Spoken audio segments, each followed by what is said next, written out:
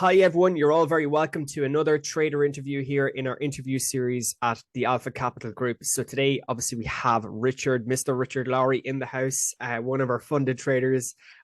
So obviously today with CPI Day, Richard has obviously open trades in at the minute.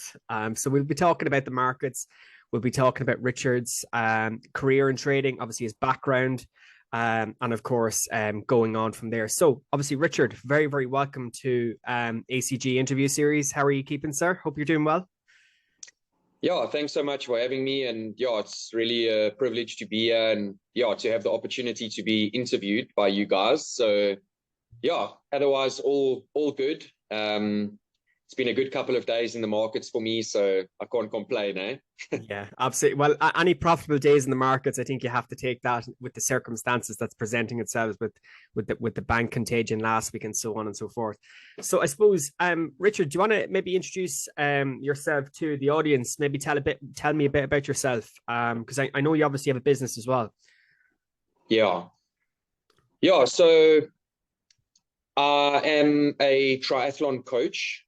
I coach athletes that race triathlons, and you guys may have heard of Ironman events and half Ironmans and Olympics and those kinds of things.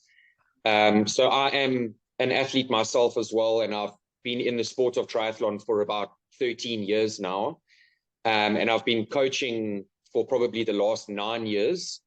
So June 2018, I started my own company. It's called Matrix Multisports. And we are currently the #1 ranked triathlon coaching academy in South Africa. And we are competing on an international stage as well. So I am very fortunate to work with really good athletes, some professional athletes as well that race full time, that actually race for a living. And yeah, it's really a big passion of mine, and I love coaching. Even when it comes to trading, like, I've obviously seen the opportunity that there is in trading, and how lucrative it can be if you survive the first couple of years. Yep. And yeah, my heart is always to give back and help others, like achieve their goals and their dreams. So yeah, the triathlon coaching is definitely a huge passion of mine. And I actually realized about a couple months ago that I can never ever call myself a full-time trader, because I'm never going to be a full-time trader because of my job and my business. Yeah. And I've made peace with that, obviously, but at the same time, it's like a lot of traders aspire to be full-time, in a sense of like, I'm only going to be trading, where unfortunately for me, I wouldn't say unfortunately, I suppose that's the wrong word, but I have this passion on the side, and then I've obviously got the passion of trading as well, which I obviously love. And the thing is as well, when you're doing something you love as well, obviously with the sports, with keeping fit and keeping healthy, obviously healthy body, healthy mind.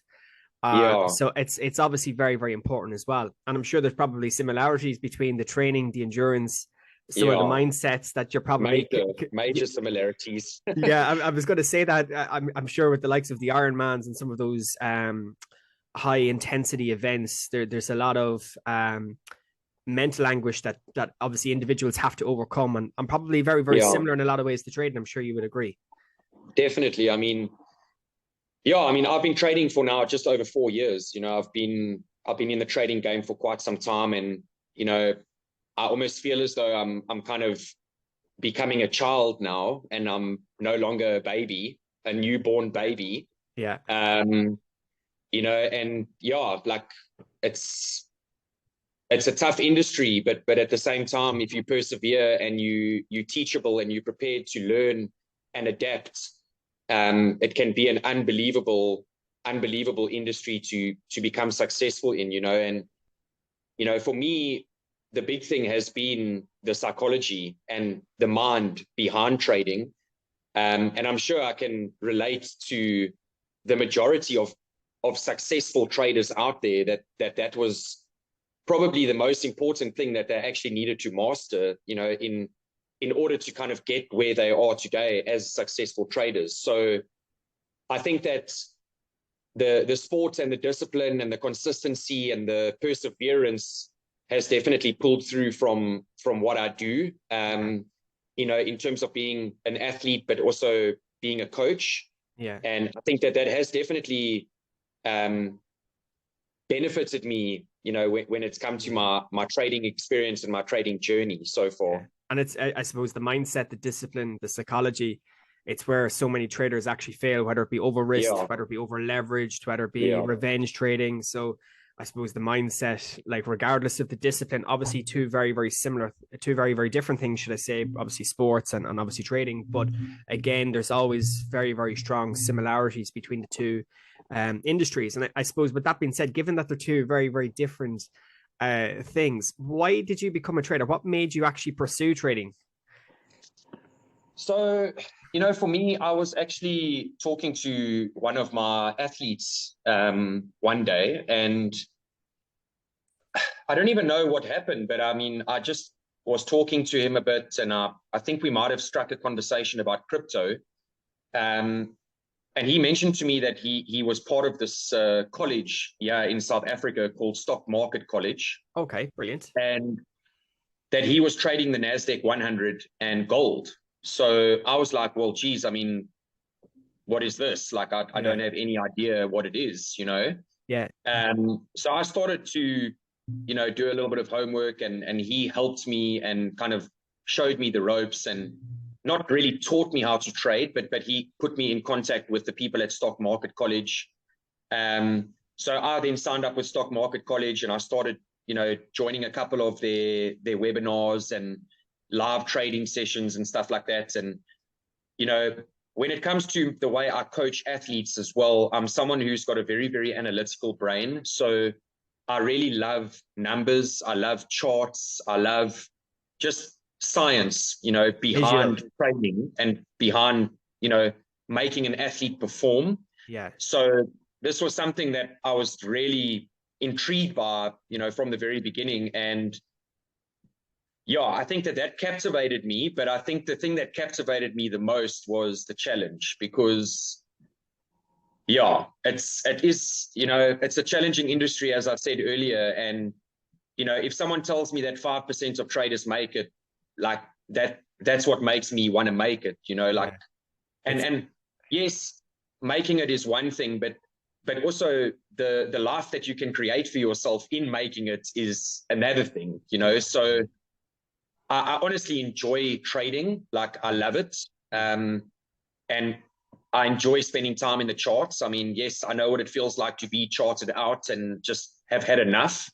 But I honestly just really, really enjoy it. And, I'm still a work in progress, but I think we all are as traders. Yeah. But I mean, that was pretty much how I came about it. And, I kind of got into the trading game, and then I joined a friend of mine where I live in South Africa. I live in a place called Port Elizabeth, and he had actually been in the trading industry for 8 years. And he is actually a very, very successful trader himself. And he started to mentor me and teach me. And he actually taught me a lot about the way I trade today and the methods and the strategies that I use. And he's definitely a big reason behind my success. And his name is Chris. And he actually owned his own trading company. So like, that was a very big step in the right direction for me. And I think at the end of the day, someone can teach you everything, but at the end of the day, it's your job to then apply it. And I think that's where the mind becomes a problem, is like you say, over leveraging, going too big on trades, holding losses for too long, not respecting stop losses. So that has been the battle that I've been fighting, I'd say, for the last year and a half, is refining what's going on inside here. Yeah. All of those little screws and bolts that's rattling around in the head, just trying to put them in a little bit of an order, for sure. Yeah. And I suppose, given that you've mentioned that you're quite analytical, visual, I suppose, is obviously very, very important. What type of strategy do you currently implement? Because I know you mentioned initially you were looking at the NASDAQ, or your friend was looking at NASDAQ and gold, and kind of started from there out of intrigue. Are you still trading Nasdaq and gold? Do you trade a wide put of assets, should I say?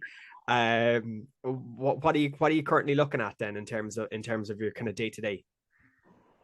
Look, I'm definitely someone who's a bit more conservative in terms of market movements. I'm not looking for huge amounts of pips in each trade, but at the same time, you know, I've decided to focus primarily on Forex. I really like Forex because I feel that it's extremely regulated. And obviously, I often explain to people that it's a country, technically, like it's a country's currency. So, Yeah, it's not often that a country's currency is just going to completely, you know, fall through the floor of the earth. mm-hmm. And yeah, I mean, I really have taken a liking to Forex. I stopped trading NASDAQ about 2 years ago after learning some very hard lessons on the NAS 100. Mm-hmm. And I've also learned some tough lessons on gold as well. I do dip into gold every now and then, and also US oil. But if I am going to trade gold or US oil, I'm really, really going to wait like for the fundamental align. I'm not just going to go in there like, Yeah, without being very, very confident, because yeah, I sure. mean, we know what those The pairs can volatility. do to you. Yeah, yeah. Yeah. You only have to look at the stock So my markets since focus last is week. definitely more on Forex, and I've actually been refining down my pairs. I've tried to trade 3 pairs only, but I don't think it works for my personality. I think at the moment I've got about 8 or 9 pairs on my trading view. Okay. And those are pairs that I'm now starting to build a very, very good relationship with, and I'm starting to understand their movement, and the way that they operate, based on technicals and fundamentals. So, Okay. it's been a big refining process, like over the last 4 years. Certainly, certainly. And then when you're saying there the technicals, so you're obviously looking at the charts because obviously I know you're quite analytical. You're doing the technical side and the fundamental side. Do you bring in any other tools, any other indicators? Do you use volume profiles? Or are you simple a price action guy with a little bit of fundamentals brought into the background to kind of align your viewpoint?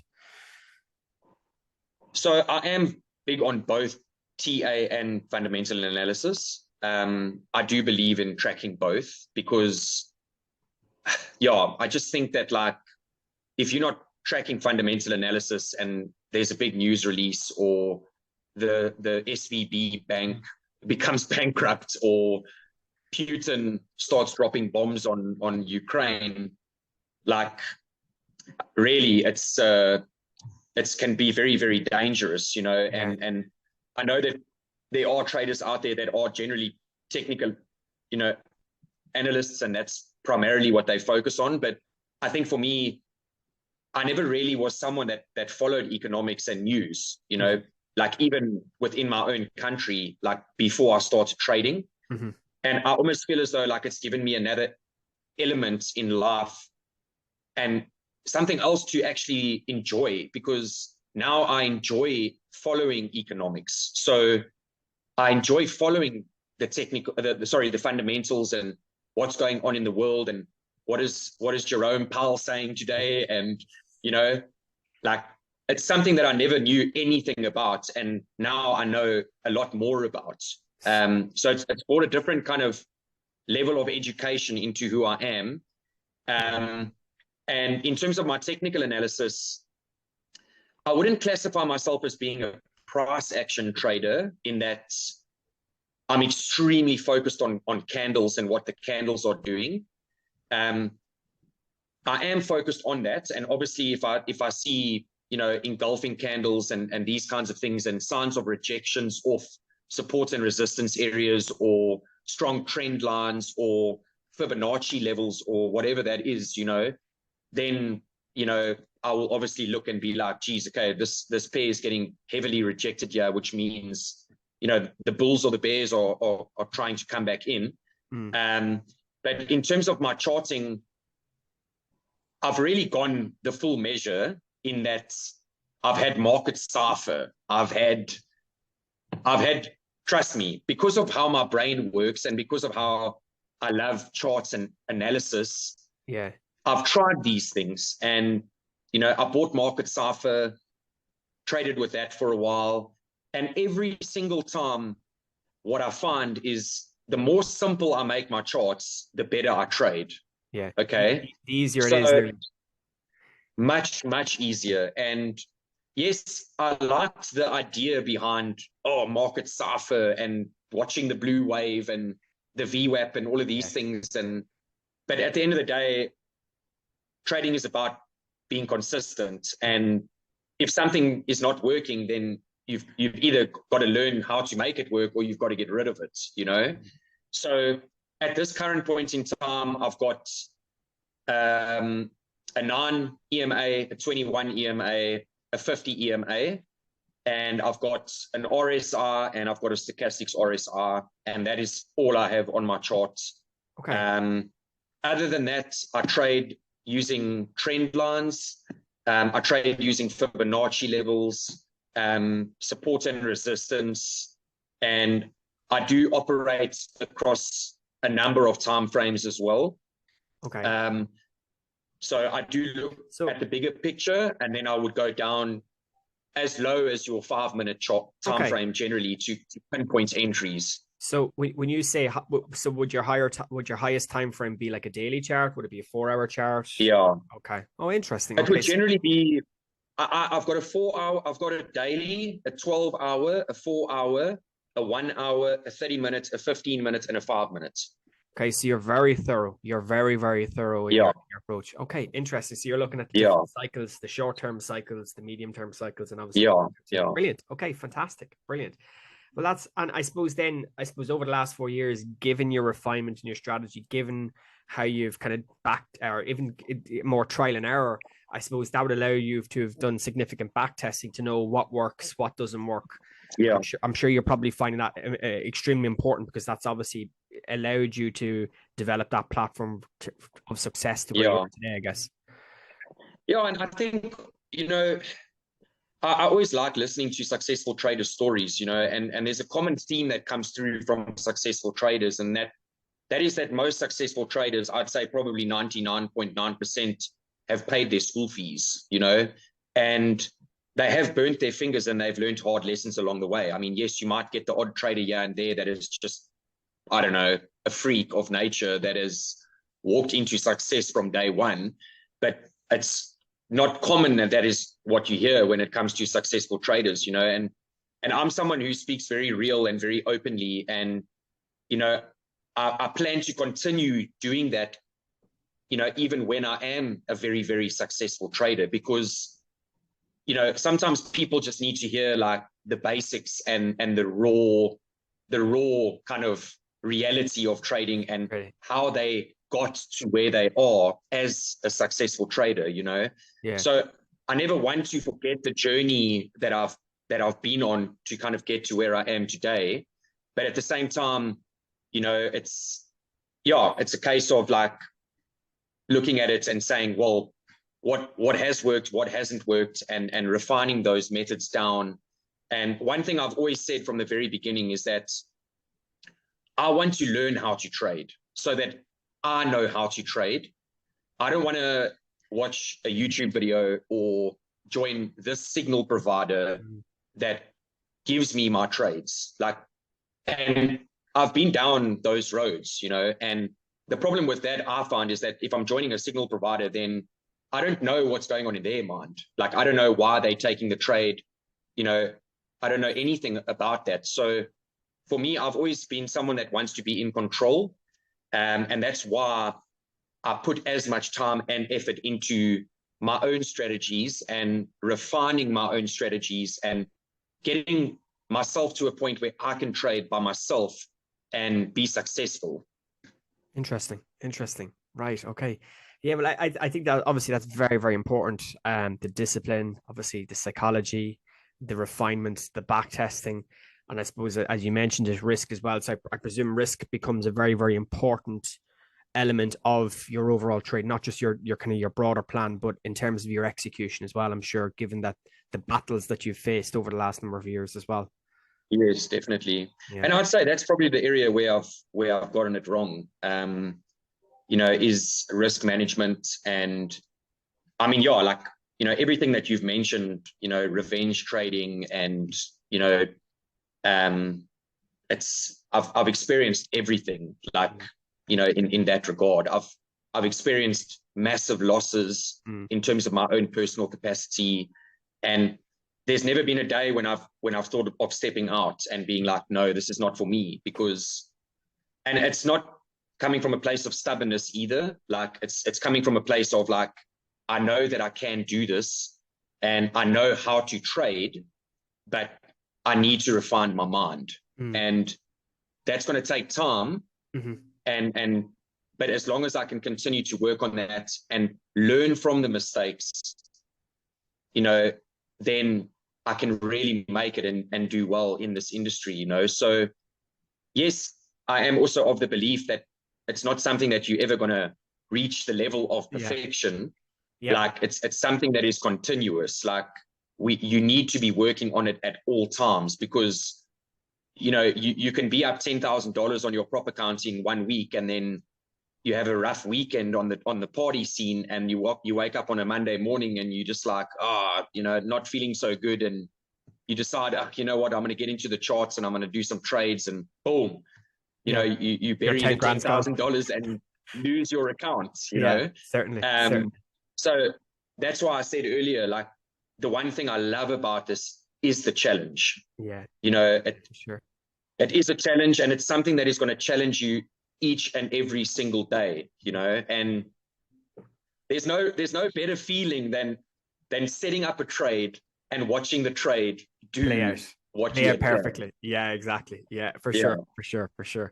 Well, I suppose in terms of your execution, do you take multiple positions? Because I know you've obviously mentioned quite frequently there a couple of times the idea of revenge trading. Would you take multiple positions? Do you scale in, or do you just now prefer to do single positions, leave it at that, wait and see how the trade reacts, and then if it loses, it loses? How do you kind of approach that narrative? Because obviously every trader is very different. Some prefer to do scale ins to find an approximate region. Some just do a one and done type situation.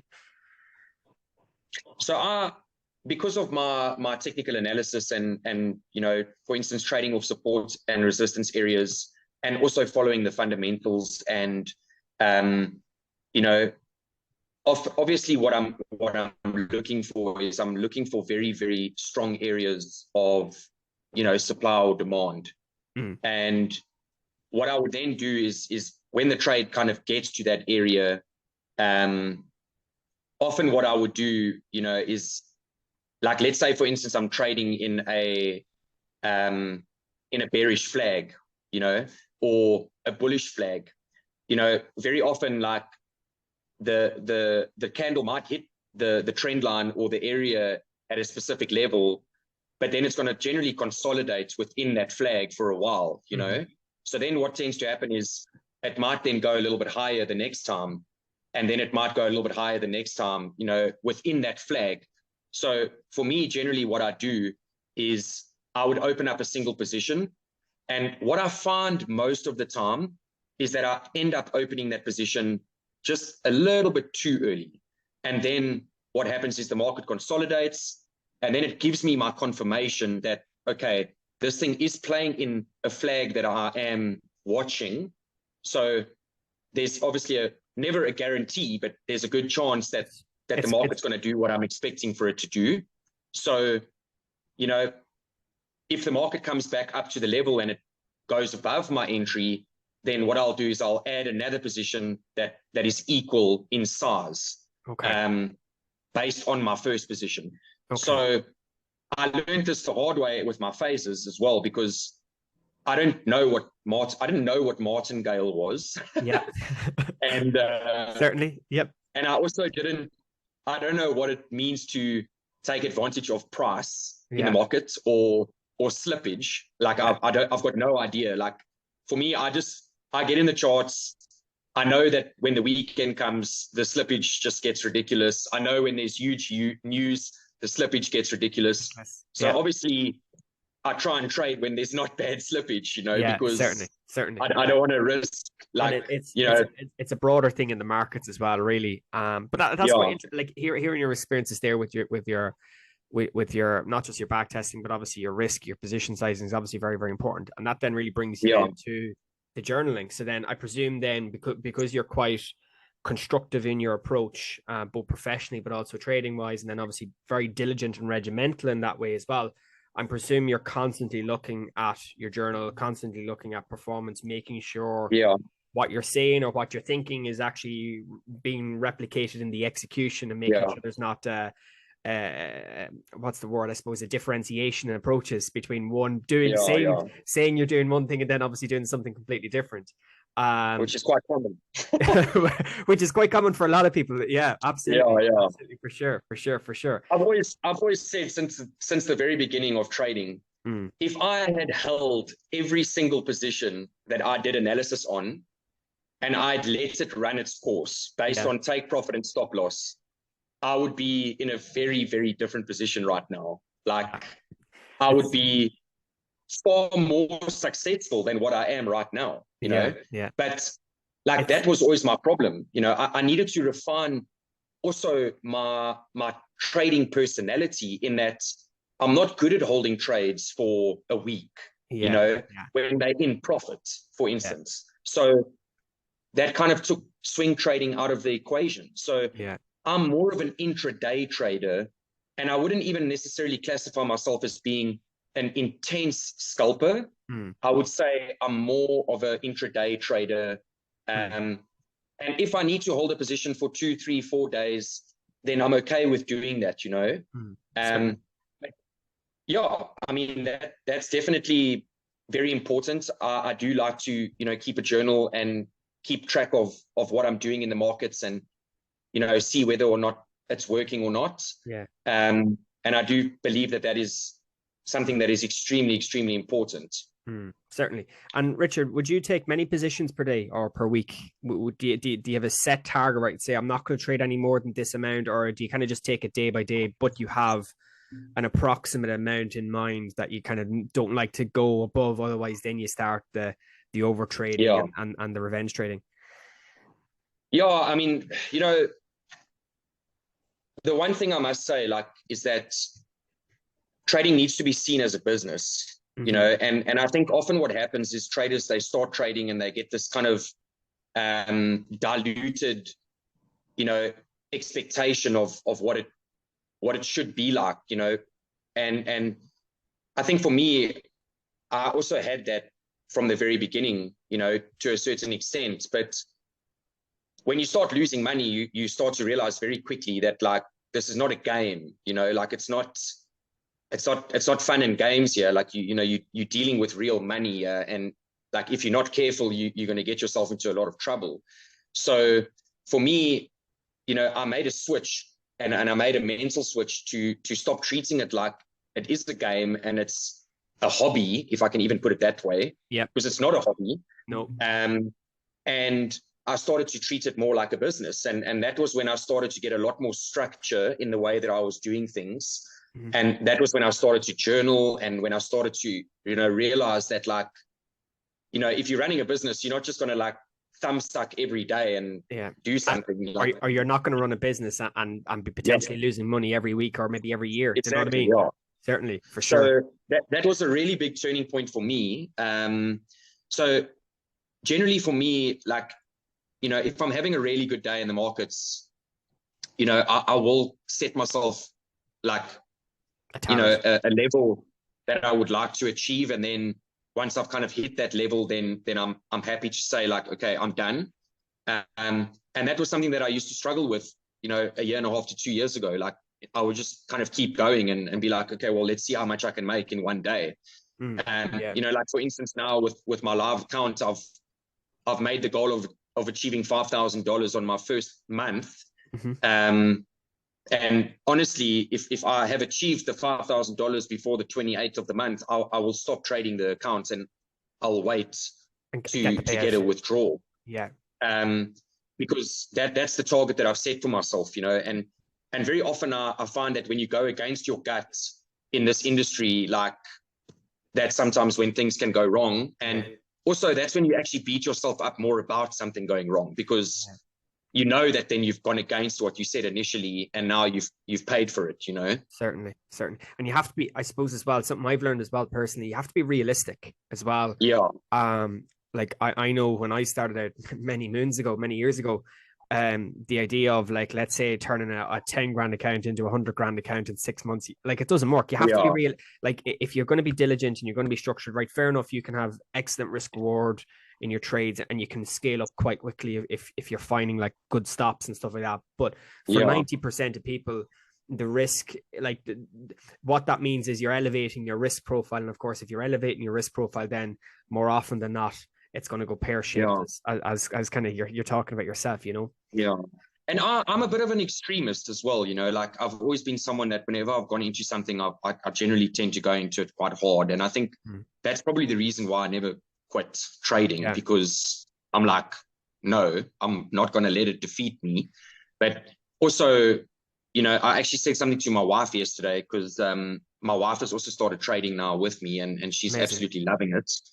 And I said to her yesterday, you know, it can be tough sometimes, because, you know, I'm on the groups and I see the guys making the $80,000 payouts and the $50,000 payouts and the 100K payouts. And, you know, you got this guy that made a 500K payouts for a prop firm. And I'm like, geezy, I mean, that's ridiculous. But honestly, like a $5,000 payout for me, like where I live in the world, that goes a ridiculously long way. Trust me. Certainly. That is nearly double what I earn from my business in terms of my own salary that I draw from my business, you know, because our currency is very weak. You know, we work in rands, you know, USD ZAR. So at the moment, I mean, we over 18 rand to $1, which is, and it's nearly, I mean, I think it's still around 20 for the pound. I mean, I don't know exactly, but, you know, that is, our currency is extremely weak. So, you know, trading and especially trading with Alpha has opened up a whole different world to me, because now I'm trading in dollars. Like I'm trading in, well, probably the biggest currency in the world. Like, the major. So now if I'm earning in dollars, that means that I can actually go places. For sure. Visit other countries. Like, you know, for instance, like 2017, I went to Kona in Hawaii for the Ironman World Championships to race. And the trip cost me 150,000 rand. Now, just to put that into perspective, that is 5 months salary. Mental. Crazy. That is how much that trip cost me. So it literally took me 2 years to recover from that trip, you know? Where now it's like, if I make $5,000 this month, flip, man, I'm going to be happy, you know? Then I get my payout, I get my refund, I buy a 200K challenge, I work my way up to having, I think the maximum that we allowed is 400K, if I'm not mistaken. 400K, but you can obviously scale that up. Yeah, absolutely. So work myself up to getting the 400K account. You know, then I can maintain the same risk on my account, but instead of making $5,000, I'm making $20,000. You know, and that's the kind of approach that I would like to take. You know, so compound it, grow it, scale up. Obviously, the more you scale up, the more you grow. Like you don't necessarily have to go from a 5% risk or 5% idea to 20%, because obviously if you're trading more and you're still making 5%, obviously your amounts is going to increase as well. I suppose that's probably one of the main reasons why you enjoy trading so much then.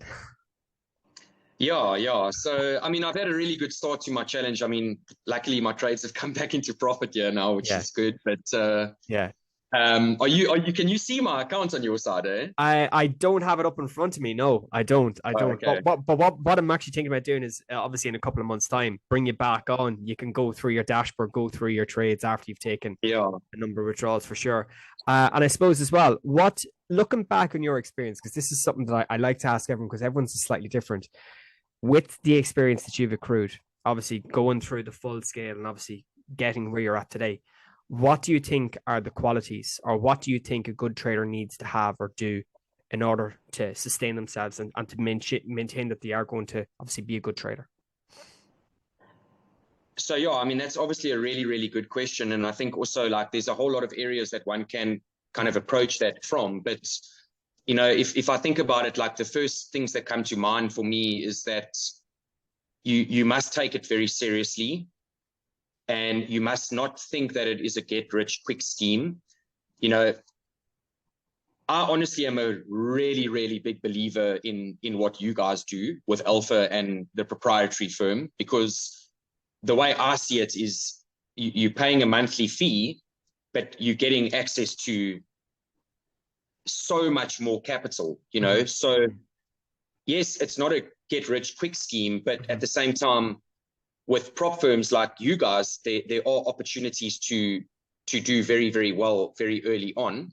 Yeah. So I would say, you know, take it very seriously, work on finding a strategy that works for you, that you are comfortable with, that you have refined and that you've tested and that you know works for you, and stick with the strategy and improve on the strategy.